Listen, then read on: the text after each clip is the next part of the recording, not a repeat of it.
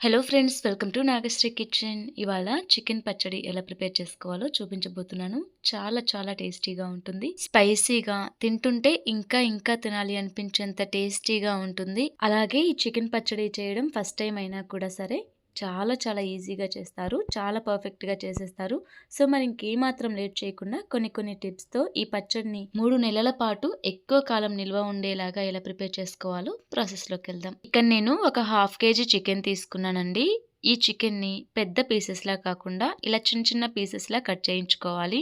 ఇక్కడ నేనైతే బోన్స్‌తో సహా చికెన్‌ని తీసుకున్నానండి. మీరు బోన్‌లెస్ అయినా తీసుకోవచ్చు. సో, ఇలా చికెన్‌ని చిన్న చిన్న పీసెస్‌లా కట్ చేయించుకున్న తర్వాత నెక్స్ట్ ఇందులో కొంచెం సాల్ట్, కొంచెం నిమ్మరసం వేసి శుభ్రంగా కడుక్కోవాలండి. ఇలా నిమ్మరసం, సాల్ట్ వేసి కడగడం వల్ల ఈ చికెన్‌లో ఉండే నీచు వాసన పోయి ఫ్రెష్‌గా రెడీ అవుతుంది. ఇలా 2, 3 సార్లు చికెన్‌ని బాగా కడిగేసిన తర్వాత ఈ చికెన్‌లోకి ఇప్పుడు ఒక హాఫ్ టీ స్పూన్ దాకా పసుపు, 1 టీ స్పూన్ దాకా సాల్ట్ వేయండి.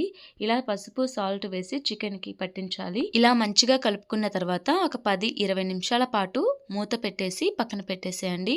ఇలా నానబెట్టడం వల్ల ముక్క గట్టిగా లేకుండా సాఫ్ట్‌గా తయారవుతుంది. ఇలా నానిన చికెన్‌ని ఒక ప్యాన్‌లో వేసి మూత పెట్టి మీడియం ఫ్లేమ్‌లో పెట్టుకొని ఉడికించాలి. మధ్య మధ్యలో ఇలా గరిటెతో బాగా కలుపుకుంటూ అడుగంటకుండా ఇందులోంచి వాటర్ రిలీజ్ అయ్యేంత వరకు కూడా ఇలా ఒకసారి కలిపి మళ్ళీ మూత పెట్టేసేయండి. ఒక 2 మినిట్స్ తర్వాత మూత తీసి చూస్తే మనకి ఇందులోంచి వాటర్ రిలీజ్ అయ్యి ఉడకడం స్టార్ట్ అవుతుంది. ఇలా ఉడికిపోయేంత వరకు కూడా బాగా ఉడికించాలి. ఇందులోంచి వాటర్ వచ్చాయి కదా! ఇప్పుడు ఇందులో ఉండే వాటర్ అంతా ఇనికిపోయేంత వరకు కూడా ఉడికించాలి. ఈ చికెన్‌లో వాటర్ ఏమీ లేకుండా ఇది మొత్తం డ్రైగా అయ్యేంత వరకు కూడా ఉడికించి ఈ చికెన్‌ని పక్కన పెట్టేసేయండి.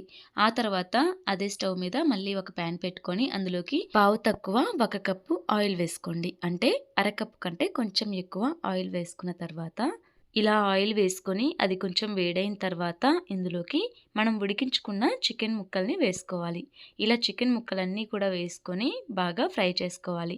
ఈ చికెన్ ముక్కలు ఉడకాలంటే కొంచెం టైం పడుతుంది. ఆలోపు ఇంకో స్టవ్ మీద ఇలా ఒక ప్యాన్ పెట్టుకొని అందులోకి ఒక 2 స్పూన్ల ధనియాలు వేసుకోండి. అందులోనే ఒక హాఫ్ ఇంచ్ దాల్చిన చెక్కను వేసుకోండి.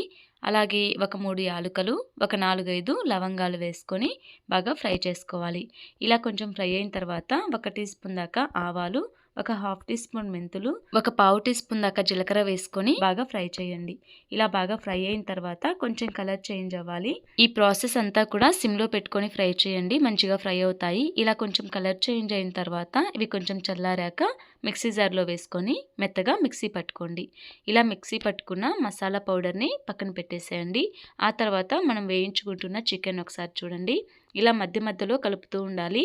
ఇలా కలుపుతూ అంతా కూడా ఈవెన్‌గా ఫ్రై అయ్యేంత వరకు బాగా ఫ్రై చేయాలి. ఈ చికెన్ మంచి గోల్డెన్ కలర్‌లో వచ్చేంత వరకు కూడా బాగా ఫ్రై చేసుకోవాలి. ఈ చికెన్‌ని ఇలా నొక్కి చూస్తే గట్టిగా ఉండాలన్నమాట ముక్క. ఇలా గట్టిగా ఉంటే మనకి చికెన్ బాగా ఫ్రై అయిపోయినట్టే. ఫ్రై అవ్వకుంటే చికెన్ త్వరగా పాడైపోతుందండి. చికెన్‌ని బాగా ఫ్రై చేసుకోవాలి.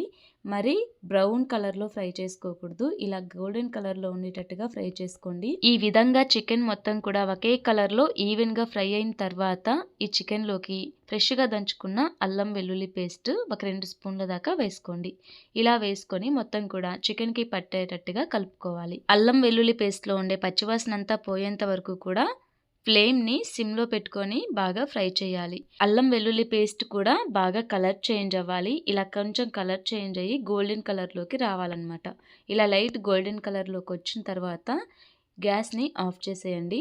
ఇలా గ్యాస్ ఆఫ్ చేసి ఇప్పుడు ఇందులోకి మనం ముందుగా మిక్సీ పట్టి పెట్టుకున్న మసాలా పౌడర్‌ని వేసుకోవాలి.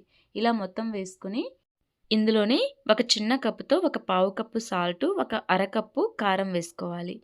అరకప్పు కారం వేసుకుంటే పావు కప్పు సాల్ట్ వేసుకోవాలి. ఇలా వేసుకొని బాగా కలుపుకోవాలి చికెన్‌కి పట్టేటట్టుగా.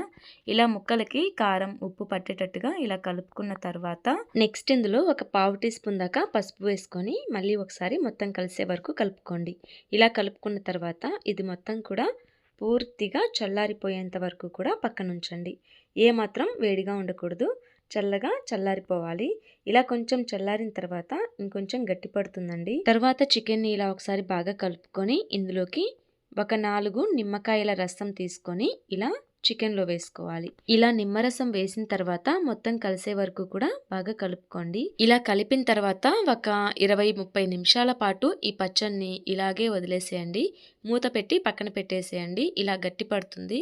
ఇలా కొంచెం గట్టి పడిన తర్వాత ఈ చికెన్‌ని ఒక బాక్స్‌లో కానీ, గాజు సీసాలో కానీ, ప్లాస్టిక్ బౌల్‌లో కానీ వేసుకొని గట్టిగా మూత పెట్టేసి స్టోర్ చేసుకుంటే సరిపోతుంది. మీరు ఎక్కువ గనక చేసుకుంటే గాజు సీసాలో పెట్టుకుంటే ఎక్కువ రోజులు నిల్వ ఉంటుంది. సో చూసారు కదా, గుమగుమలాడే టేస్టీ స్పైసీగా చికెన్ పికిల్ రెడీ అయిపోయింది. పిల్లల సైతం ఇష్టంగా తినే ఈ చికెన్ పికిల్ని మీరు కూడా ఇంట్లో తప్పకుండా ట్రై చేయండి. ఎవరైనా సరే చాలా ఇష్టంగా తింటారు. ఫస్ట్ టైం చేసినా పర్ఫెక్ట్‌గా చేస్తారు. ఈ చికెన్ పచ్చడిని మీరు కూడా ఇంట్లో ట్రై చేసి మీకు ఎలా కుదిరింది అనేది కామెంట్ సెక్షన్‌లో నాతో షేర్ చేసుకోవడం అస్సలు మర్చిపోకండి. ఈ వీడియో మీకు నచ్చితే లైక్ చేసి మీ ఫ్రెండ్స్ అండ్ రిలేటివ్స్‌కి షేర్ చేయండి. మరెన్నో టేస్టీ వెరైటీ సింపుల్ రెసిపీస్ కోసం మన నాగశ్రీ కిచెన్ ఛానల్‌ని సబ్స్క్రైబ్ చేసుకోండి. అలాగే పక్కనే ఉన్న బెల్ సింబల్‌ని క్లిక్ చేయండి. డైలీ నేను పెట్టే వీడియో నోటిఫికేషన్స్ మీకు వస్తాయి. Thanks for watching.